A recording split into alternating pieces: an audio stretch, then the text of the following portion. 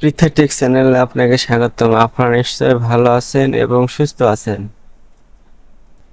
বিকাশের পিন কিভাবে পরিবর্তন করতে হয় আজকের এই ভিডিওটি দেখলে আশা করি আপনারা বুঝতে পারবেন। বিকাশ অ্যাপের মাধ্যমে পিন রিসেট করা যায় কিন্তু পিন পরিবর্তন করা যায় না।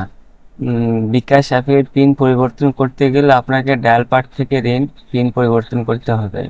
তাহলে আমি আপনাকে সেই প্রসেসটি দেখাচ্ছি, দয়া করে ভিডিওটি দেখতে থাকেন। আপনাদের কাছে একটা অনুরোধ, ভালোবেসে চ্যানেলটি সাবস্ক্রাইব করে বেল আইকন অন করে দিবেন। ভবিষ্যতে কোনো না কোনো উপকারে আসতে পারে।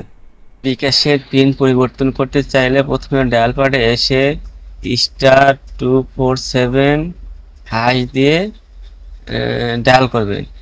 ডায়াল করার পরে আপনি কিছুক্ষণ অপেক্ষা করলে পরে একটা মেনু বার আসবে। সেই মেনু বার থেকে আপনাকে সিলেক্ট করে নিতে হবে। এরকম একটা মেনু বার পাবেন।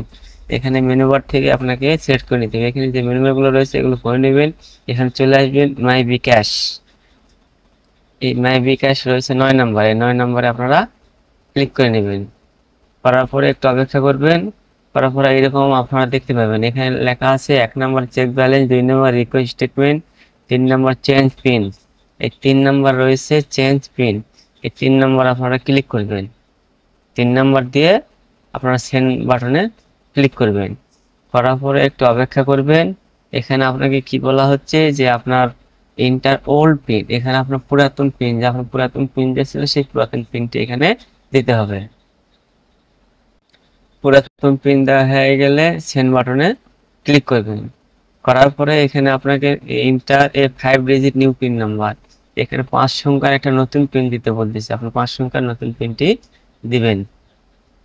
5 সংখ্যার নতুন পিন দেওয়া হয়ে গেলে আপনারা আবার সেন্ড বাটনে ক্লিক করবেন। ক্লিক করার পর এখানে আপনারা কনফার্ম নিউ পিন দিতে বলতেছে। আপনার কনফার্ম সেম পিনটা আপনি দিবেন। সেম পিন দেওয়ার পরে আপনারা আবার সেন্ড বাটনে ক্লিক করবেন। করার পরে একটু অপেক্ষা করবেন। করার পর এখানে দেখাচ্ছে your mobile menu pin has been change successful.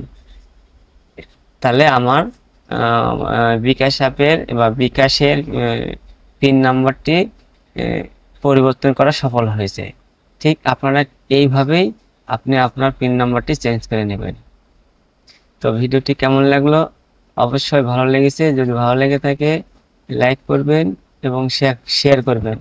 আর যদি কোনো প্রশ্ন থাকে অবশ্যই কমেন্টে জানাবেন। আমি আপনাদেরকে যথাযথ উত্তর দেওয়ার চেষ্টা করব। ধন্যবাদ।